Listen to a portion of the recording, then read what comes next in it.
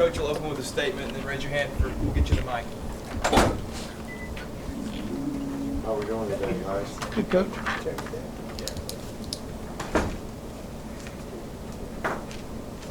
Well, you know, we've certainly made some good progress here, since we started practicing a week ago.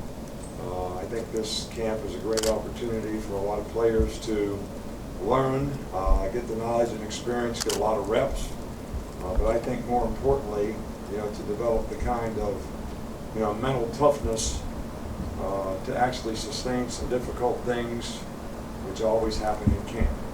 Every player that goes through camp gets really tired, really sore, and it's a real challenge for them to be able to sustain their effort and play with the kind of intangibles and intensity that's going to allow them to execute and do their job well at their position and in turn develop the confidence they need to help the team. So how do you respond when things don't go well is something that every player that plays football in every camp has the opportunity to do. How do you respond to adversity? How can you sustain and play for 60 minutes in a game regardless of what happens? And we had Derek Anderson here who did a fabulous job. His book about stamina and his life story and all that he had to overcome and all that he had to do, I think really made me realize, how important it is for, our players. Everyone needs to have guidance. Everybody needs to be supported. Everybody needs to be corrected. Everybody needs to be criticized. Everybody needs supervision. I don't know of any good things that happen when these things don't happen. And this is one of the things that I talk to players about in terms of, coaches coaching. They're not really criticizing you. They're trying to teach you, so you got a chance to get better. And our team has been pretty good from that standpoint. I think that, I see improvement, but I also think we have a long way to go. It'll be interesting to see, how some of the younger guys do when the coach is not out there telling them what to do, and they've got to go out and play on their own. And we won't find that out until a scrimmage, and we really don't truly find it out until they have to play in a game. But nothing new to report on injuries. Chris Black and Marlon Humphrey are both making progress. They both did some work today. Probably still day-to-day as to when they'll be able to come back. I don't know how Anthony Jenny slipped through the cracks. He didn't pass the physical. When he came here this summer, he had a slip disc in his back, so we fixed that. He'll be a while before he's clear to go. So he's here for rehab purposes, but not really here to participate in camp. Questions? Michael, right here. Talking to Kirby the other day, talking about the defense and some of the issues from last year, third down, explosive plays. Were there any common themes you saw with giving up explosive plays last year that seemed to go up over previous seasons?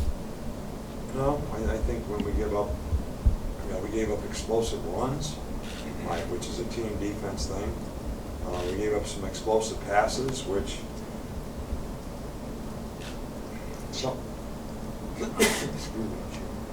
sometimes, we made mistakes in the secondary and didn't have enough respect for the deep part of the field.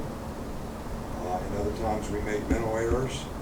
Other times the quarterback, we gave up 8 explosive plays last year when the quarterback scrambled, which has a lot to do with the front being able to handle the quarterback, with the rush. So I don't think it's any particular thing.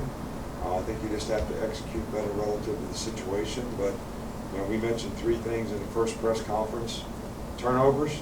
Our turnover ratio last year being -2 was not good. Explosive play ratio, which was not really what it needs to be. And we got to do a better job of getting off the field on third down with defense. So nothing surprising about that. Right here, Mark.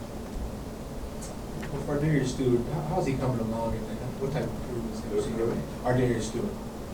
Ardarius Stewart's doing a nice job. He's probably been our most consistent guy out there in terms of ability to execute. He's making plays every day. I think his confidence is growing, and I think he's a guy that we really need to he's the next guy that we need to sort of be the man when it comes to playing receiver and playing with consistency, and quarterbacks can develop confidence in some guys that they can go to, and he's certainly done a good job of that so far.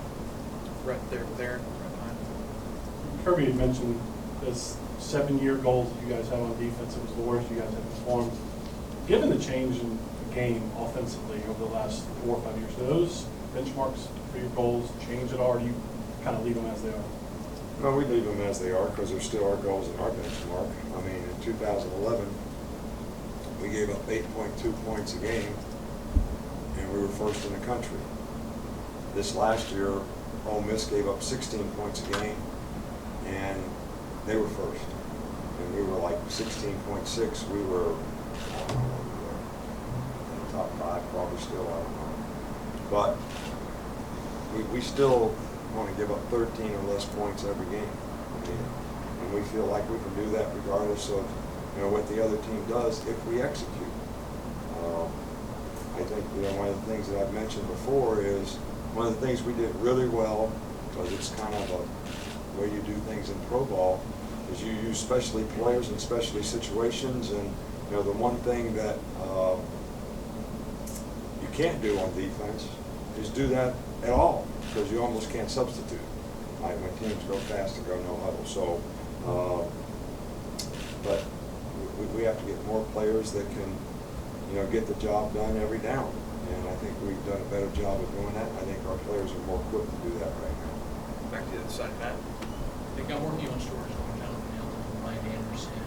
They're along the same lines for both guys. What do they do that's maybe unique in their position? What kind of growth have you seen from each of them throughout their careers in Alabama and even from last season? I'm having trouble here now. Who are you talking about? With Ryan Anderson and Jonathan Allen. Oh, well, Jonathan Allen has been a very productive player for us, and certainly played well last year. And I think his diversity as a player, being able to play outside, rush inside, still strong enough to play the point inside, makes him a pretty special guy for us. And he's played really good football for us.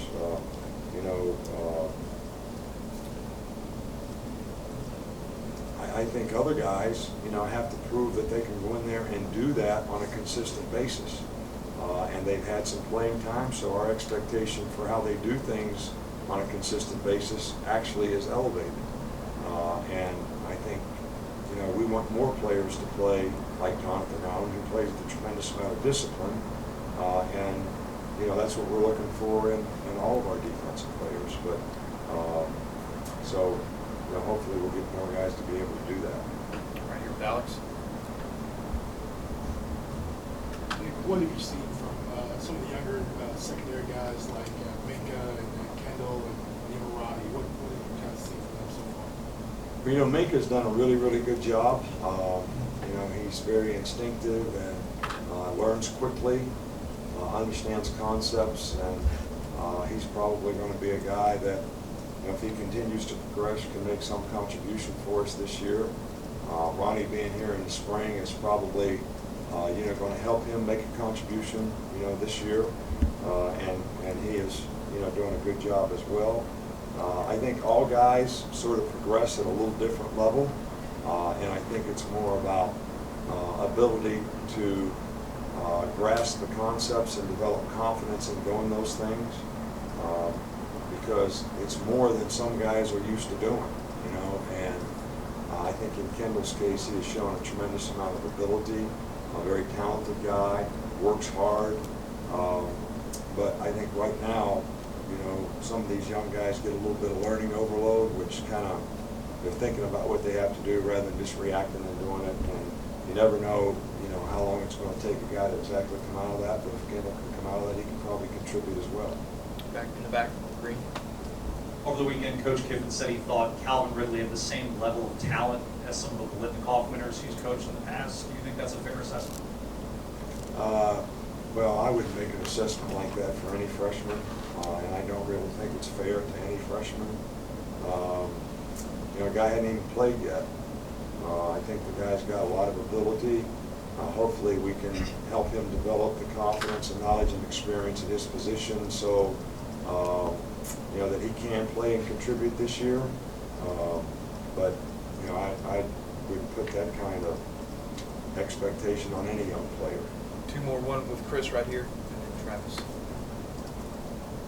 What are you looking for at the scrimmage this Saturday, especially from the quarterbacks?